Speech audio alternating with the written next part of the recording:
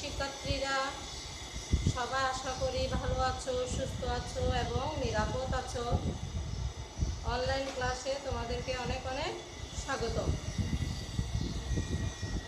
আজ ষষ্ঠ শ্রেণীর বাংলা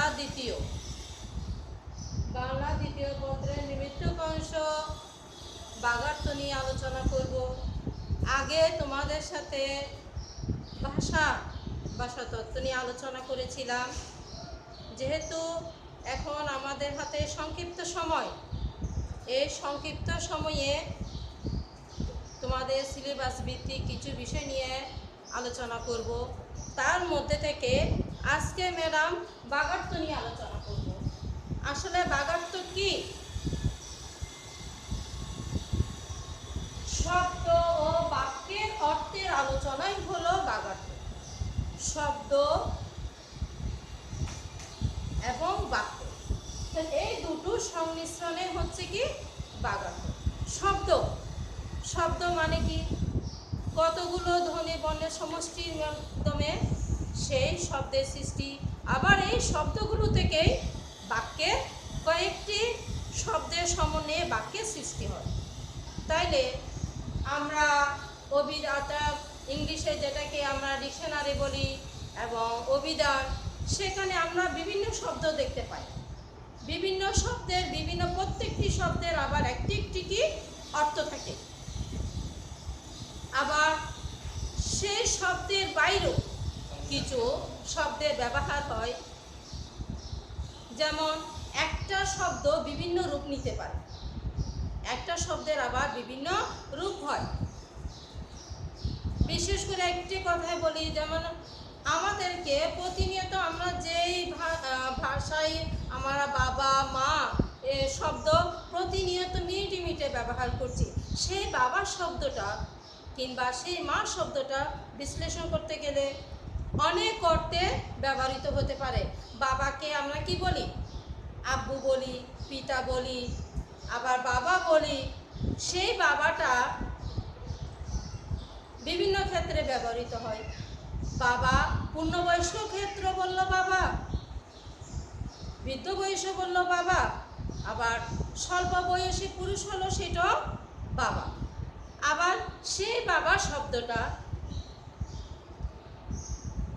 আমরা সাধু বাবা বা বড় বাবা এই ক্ষেত্র ব্যবহার করতে পারি। তাহলে দেখা যাচ্ছে কি এই বাবা শব্দটা বিভিন্ন ক্ষেত্রে ব্যবহার হচ্ছে।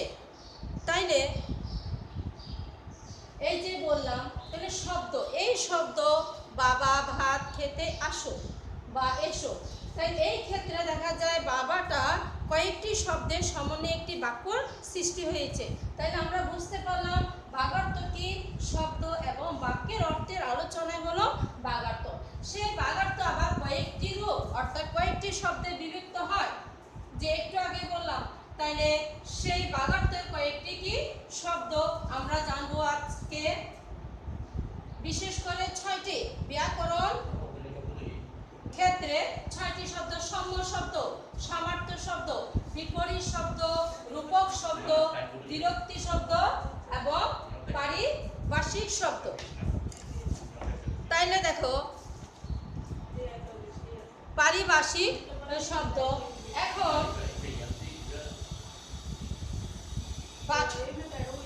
এখন এই আমরা 6টি, তোমরা ছোট সোনামণিরা তোমরা তোমাদের মেন বইটি পড়বা, রিডিং পড়বা, তাহলে তোমরা আরও ম্যাডামের সাথে সাথে সুযোগ পাবা এবং সেটা মেন বইটা পড়লে আর অনেক কিছু তোমরা জানতে পারবে। একটু মেন বইটা সবার সামনে নাও এবং পড়ো। তাইলে এই 6টি শব্দ থেকে, বাগার্থের এই 6টি শব্দ থেকে আজকে দুটো শব্দ নিয়ে আলোচনা করব। আজ আমি আলোচনা করব বাগার্থের দুটি শব্দ: সম্য শব্দ এবং সমার্থ শব্দ। তাহলে এই দুটি শব্দ নিয়ে আলোচনা করব, কেননা একটি আরেকটির সাথে মোটামুটি ভাবে জড়িত আছে। প্রায় একটি আরেকটি শব্দের সম্পূরক বলা যায়। তাহলে এই দুইটি শব্দের ধ্বনিগত দিক থেকে কিন্তু সম্য শব্দ সমার্থক শব্দ যদি একই হয়, তবু শোনার ক্ষেত্রে যদিও মনে হয় একই, কিন্তু তাদের ভিন্নতা আছে। দুটি শব্দ যখন ধ্বনিগত দিক থেকে একই রকম শোনায়, কিন্তু তাদের অর্থটা ভিন্ন ভিন্ন রূপ নেয়, তখন সেটাকে সাম্য শব্দ বলে। তখন সেটাকে কি বলে? সাম্য। একই শব্দের কিন্তু দুটি ভিন্ন ভিন্ন অর্থে ব্যবহৃত হয়, ভিন্ন ভিন্ন, তখন সেই শব্দকে সাম্য শব্দ বলা হয়। যেমন ম্যাডাম একটা উদাহরণ দিই, কুল। একটু দেখো, এই কুল, কুল শব্দটি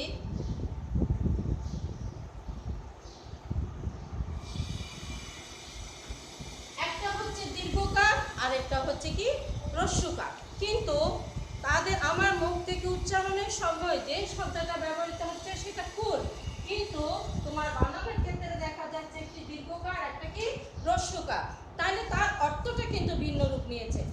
কুল, এই কুল হচ্ছে, এই কুলটা হচ্ছে তোমার ফল, ফল জাতীয়, যেমন আমরা বলি কি বড়ই কিংবা কুল, সেই ফলের সমষ্টি ক্ষেত্রে বোঝায় ফল জাতীয়, অর্থাৎ আমরা যে ফলটা খাই। আবার এই কুল বলতে কি, এই কুল বলতে তোমার নদী, নদী কি, নদীর কিনারা, সেই কুলকে বোঝাচ্ছে। তাইলে দেখলাম কি তার শব্দ উচ্চারণটা, শব্দটা যদি একই হয় কিন্তু তার রূপ নিয়েছে, অর্থ প্রকাশ ক্ষেত্রে তার ভিন্নতা রূপ নিয়েছে, সেই জন্য সেটা হচ্ছে সাম্য শব্দ। তাই এখন আমরা দ্বিতীয় স্টেপটা কি, দ্বিতীয়টা আমি সমর্থ শব্দ নিয়ে আলোচনা করব। সমর্থ শব্দ, যে শব্দের,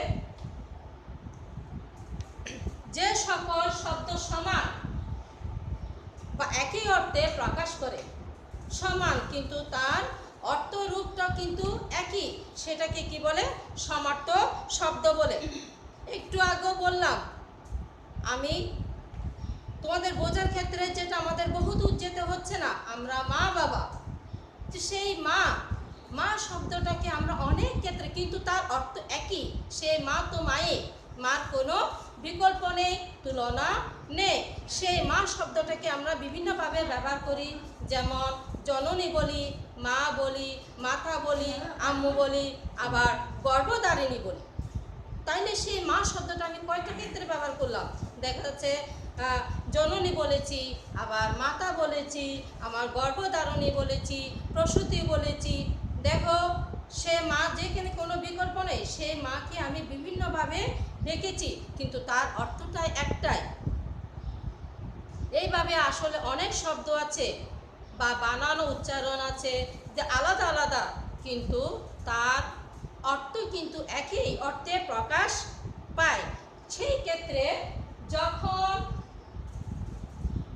একটা শব্দের ভিন্নতা রূপ, আবার বলছি, একটা শব্দের যখন ভিন্ন রূপে প্রকাশ পায়, তখন সেটাকে কি বলে?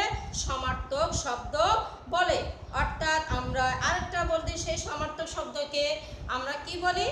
প্রতিশব্দ বলি। দুইটা কিন্তু একই, সমার্থক শব্দ যেটা, সমার্থক শব্দকে আবার আমরা প্রতিশব্দ বলি। তাহলে আর দুই একটা আমি উদাহরণ দিচ্ছি। যেহেতু বাগার্থর মধ্যে অনেকগুলো শব্দের বিশ্লেষণ আছে, এই দুটো বিশ্লেষণ আছে, কিন্তু এই দুটো বিশ্লেষণের মধ্যে সমার্থক শব্দটা ইজ দ্য মোস্ট ইম্পর্টেন্ট। এটা তোমাদের পরীক্ষাতে থাকে এবং থাকবে। ভাগ্যে লিখন, তাহলে এটা আমার কি? কপাল। কপাল শব্দটা বিভিন্নভাবে হয়, ভালো ক্ষেত্র হয়, আবার কপালকে আমরা ভালো দিক বলি, আমার কপাল ললাট বলি।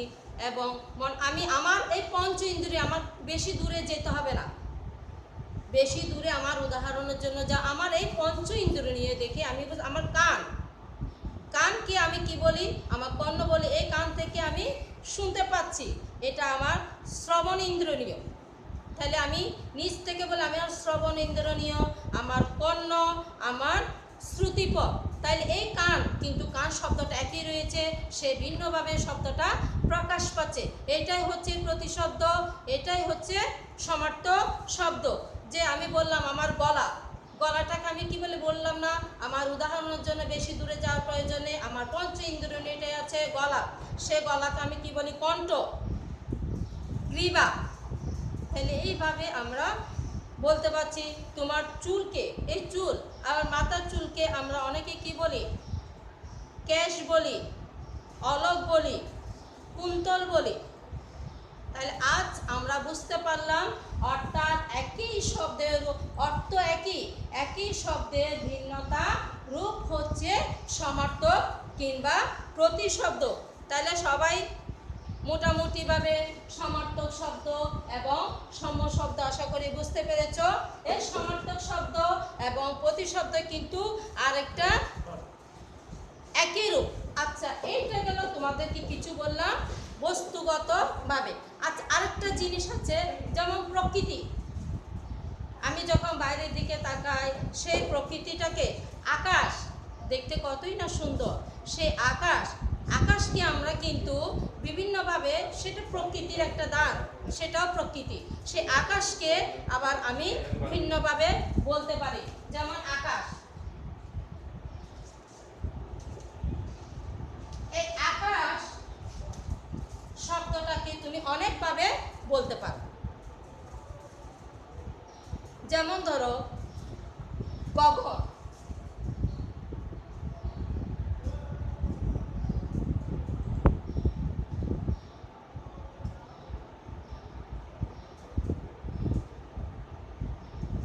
তাহলে গগন, নব, শূন্য, বোমা, এবার অনেক বেশ কিছু আছে। তাইলে দেখছি প্রকৃতির দিক থেকে তাকালে সে আকাশকে আমি গগন বলি, নব বলি, শূন্য বলি, বোমা বলি। আবার গাছের দিকে একটু তাকাই, সে গাছকে আমি তরু বলি এবং বৃক্ষ বলি, তাইলে বিটপি বলি, অনেক কিছু। কিন্তু তার সেই গাছে, ওই যে বললাম মা তো মায়ে, সে মাকে তুমি বিভিন্ন রূপে বিশ্লেষণ করতে পারো, বিভিন্ন রূপে ডাকতে পারো, কিন্তু সেই অর্থ একটাই, যা পাহাড়, মেঘ। তাহলে আমি আকাশ, সেই মেঘটাকে জলদ বলি, জলধর বলি, বারিদ বলি। এভাবে বেশ কয়েকটি শব্দ প্রকাশ পায়। তাহলে প্রকৃতি থেকে আমরা যেমন আকাশ, সে গাছ, জলকে আমরা কি বলি, পানি বলি, বাড়ি বলি, সশীল বলি। এটাই হচ্ছে তোমার সমাপ্ত। আশা করি বুঝতে পেরেছ। আবারও বলছি, শব্দ অর্থের আলোচনা, অর্থাৎ একই শব্দের ভিন্নতার রূপ হচ্ছে তোমার সমার্থক কিংবা প্রতিশব্দ। তাইলে তোমরা আজ ভাষায় সে সমার্থক শব্দ এবং প্রতিশব্দ অর্থাৎ ভাগার্থ তোমাদের মেন বইয়ের 51 পৃষ্ঠাটা খুলে তোমাদের কাছে, তোমরা 51 পৃষ্ঠাটা খুলে খুব ভালোভাবে রিডিং করবা। সেই ভাগার্থ থেকে তোমাদের অবশ্যই পরীক্ষাতে থাকবে, সেটা খুব ভালো করে পড়বে। আর সেই সাথে বইয়ে একটু SW দিচ্ছি,